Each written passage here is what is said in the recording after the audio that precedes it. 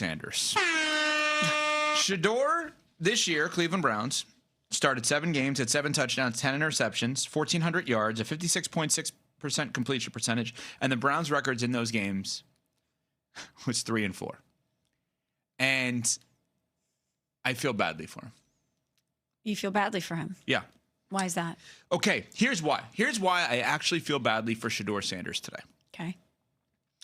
If he's asked to go to the Pro Bowl and he says yes, he is going to get ridiculed because of the numbers as if it was his choice to put him into the Pro Bowl. He is going to get dragged by people that just have it out for him, and they are going to destroy him and the process and all of this. So if he says yes, he's going to get destroyed.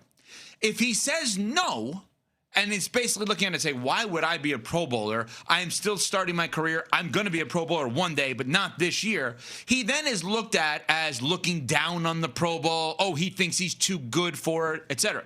If he says, I can't play, I'm banged up, I have an injury, then all chaos breaks loose in and around Cleveland. What's wrong with Shedeur?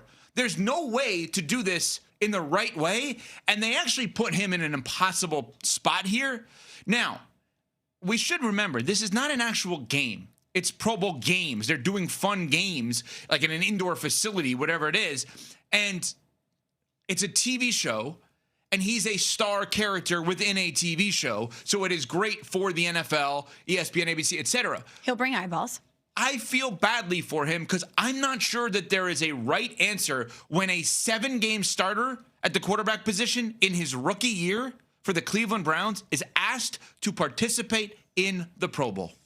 Yeah, I think he should absolutely say yes and participate if given the opportunity. Why wouldn't you? And that's something that you add to your resume. I'm a Pro Bowl quarterback, but it's more of an indictment on the Pro Bowl as a whole, that you have a quarterback in his rookie seasons with 7 starts, as you mentioned, losing record, more interceptions than touchdowns on a 5-12 team representing in the Pro Bowl. I don't think anyone is looking at Shedeur Sanders and saying, wow, I can't believe he would accept it. I think they're looking at the state of the Pro Bowl and saying, wow, this is what you have to offer us as fans. Isn't this supposed to be something that's the best of the best and we get to watch it and consume it from an entertainment standpoint? And maybe Shedeur grows into that. He certainly could have an awesome career ahead of him. But right now, this version of him, I don't think football fans deem it to be Pro Bowl worthy. And that is not his fault. No, but I also think, like, you're living in a world that is glass half full, which is great. Like, that people would look at it and say, this is the Pro Bowl's fault. This is the NFL's fault, that we are in a place where this is going on. That's the right approach. People are going after Shedeur Sanders, and they're making fun of Shedeur Sanders when he did nothing wrong here. And I don't like this for him, but I also don't know the way out of this. But isn't it more an indictment on the Pro Bowl when other guys like Trevor Lawrence are opting not to participate? But Trevor Lawrence can get away with opting not to participate. What if Shedeur said, you know what, I'm not interested. I have too much work to do, and I'm not there yet? No, I'm not even. I'm saying, shouldn't the Pro Bowl feel like such an honor or something that if you're an NFL player, you want to be chosen for and you want to participate in? And it seems like a lot of these star quarterbacks are opting out. It's not as appetizing for them as it once was. I mean, Pat is our Pro Bowl representative here on the show. I'm interested to hear his thoughts about this. I want to hear it, too. I have a solution, by the way. I present a lot of problems. I do have a solution. Okay. Go ahead, Pat. I have no problems with this. I think it's fine. It's whatever. Tyler Huntley was in the Pro Bowl like 3 years ago. But Tyler Huntley's not a lightning rod for people. Yeah, but I'm just saying, like, people are angry about, like, the Shedeur not being good this year and making a Pro Bowl. Like, who cares? It's so many people cheapen the label of Pro Bowler as far as you're concerned as our Pro Bowl representative. No, because I've said since the beginning, tons of people end up making like 1 or 2 Pro Bowls, and you're like, how did that person make a Pro Bowl? It just happens sometimes. It is what it is. There's a solution. Because, so the list of people, Nuno, Pat, Javante, do you guys have the list of people? So it's Justin Herbert, Josh Allen, obviously May can't do it. Mahomes has a season-ending injury. Daniel Jones season-ending injury. Bo Nix season-ending injury. Trevor Lawrence opted out, right? So, like, everyone is out. So you needed one other guy, one other AFC representative. There's an easy solution to the problem. And the easy solution is Phillip Rivers. And I'm dead serious. I know I am the least fan of that guy. I think he is so overrated as a quarterback. I can't even fathom that he got a head coaching interview. But technically, he played this year.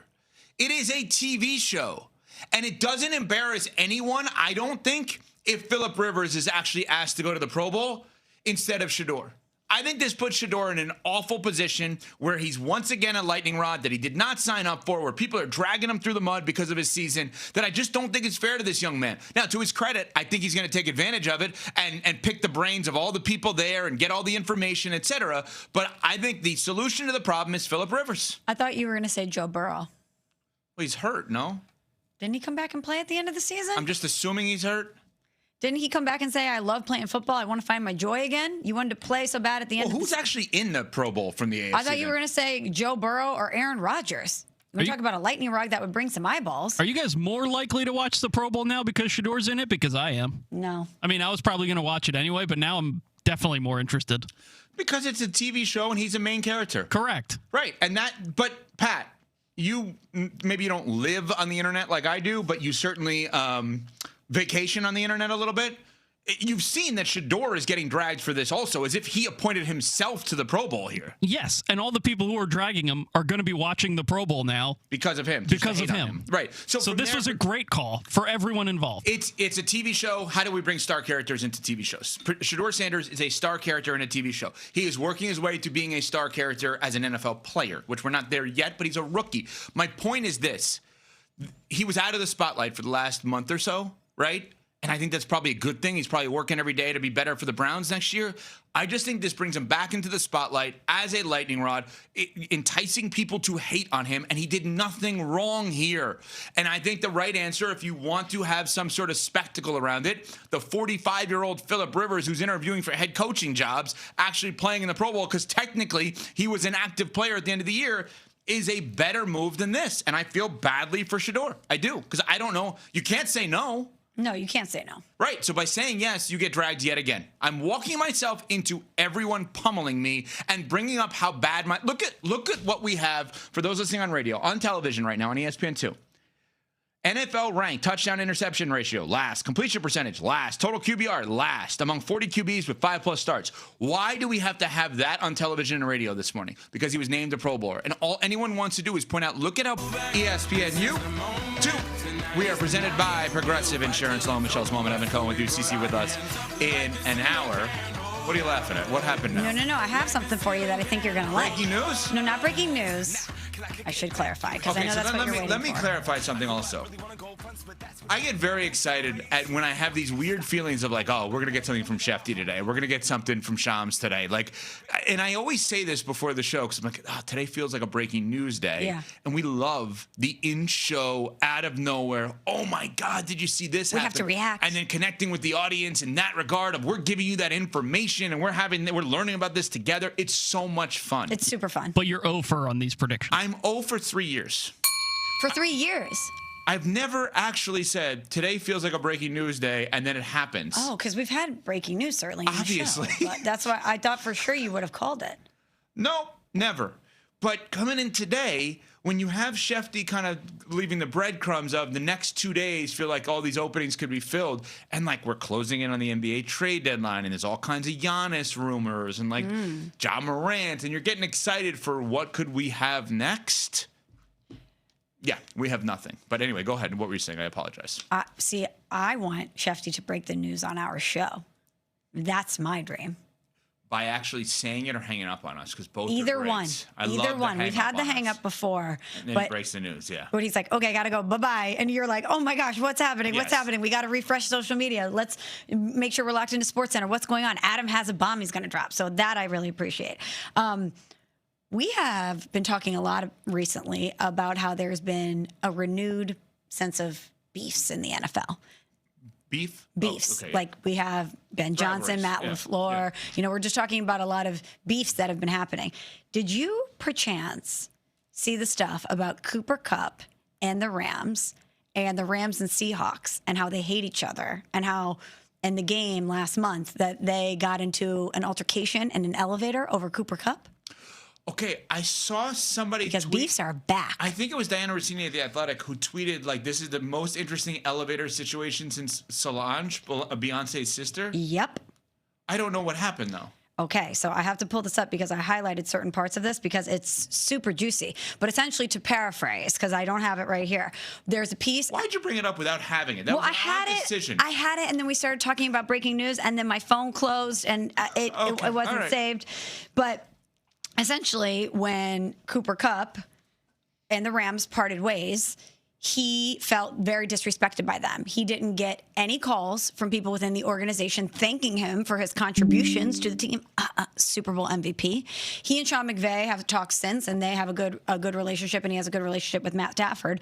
But people within the organization, the powers that be, were very shady towards him on the way out. And he and his camp felt like they were going around to potential suitors for him, saying that he was washed and that he didn't have a lot left to give, bringing down his value. Interesting. Then in the elevator, there was an incident in the game where there was a mishap, and Cooper Kupp was part of it. And the Rams were kind of like scoffing about it, like laughing, like, yeah, of course it was him. And the Seahawks were like, what? How dare you? In the elevator, and it led to a confrontation. Who was in this elevator? Coaches. The coaches that came down from the booth at halftime. So you had both sets of coaches, and they were talking junk to each other about Cooper Kupp during the game? In the elevator, and it spilled over into after the game. But the Seahawks coaches took that, and they went into the locker room at halftime. We're like, yeah, the Rams were talking about our guy in the elevator, and then the Seahawks mounted a furious comeback to win the game. This was on Sunday? No, that incident was in the game in January, I believe. January or December, whenever the second game was. Probably December. Didn't know this. It's a very juicy piece. And I'm not surprised that the Rams would be so disrespectful to someone that had done a lot for them in Cooper Kupp. So this was all brought up just for you to have the hair thing and then the one shot in the camera and for the audience to hear that. This was brought up because we, as a collective, have said we love that beefs are back in the NFL. And now we have two teams that were playing in the NFC Championship game that are in the same division that hate each other. And that they hate each other so bad they had to be separated in an elevator. By the way, over a star player, no less. Sean McVay is awesome. Everyone says great things about him. Is he bad at goodbyes? Wasn't there a whole thing with Jared Goff, too, where it wasn't like a clean goodbye? And they went to a Super Bowl together. He felt as well. a type of way about that. Yeah. I mean, listen, we all learn how to do these things, and the goodbye is not easy, right? The hello is a lot easier than the goodbye with anything in life. And I maybe this is you finally found a knock on Sean McVay, is if he's going to get rid of you, he's going to be a little bit more cold-hearted than when he gets you in the first place. I don't know. This is new to me. Well, I'm going to read directly from The Athletic here. After the Rams cut Kupp last March, he was stunned that the most powerful people in the Rams organization never called to thank him for his time with the franchise. He later debriefed with McVay and maintains a good relationship with his former head coach and many of his former teammates, including Matt Stafford. But that, to me, screams front office. That screams ownership. And that is not a good look. You were so happy to bring this up. Just beefs. Yeah, that's what it is. Because you wanted to put it in the midst of all of the other beefs, not because you wanted to hate on the team that you hate on more than any other team in sports. No, because it's part of the overall story of what we're seeing from this Seahawks team. We have players like Cooper Kupp, like Sam Darnold, that were cast aside. Whether you thought that somebody like Cooper Kupp had reached the mountaintop and that he was on the decline, or somebody like Sam Darnold that you thought maybe could never get there. It's part of the bigger story of the Seahawks team. And I just love that we have a healthy hatred back in the NFL. No doubt. I think that the exits are different with both of them, obviously, from previous franchises, because I think Kupp is what you said of, like, we got the best years out of him. We're not going to be willing to pay him in these years. We're going to let him walk. Where Darnold, no one seemed to want him for a long period of time. And that is something Rich Eisen Show, noon until 3 Eastern, here on ESPN Radio every single day, Monday through Friday, had to say about Sam Darnold and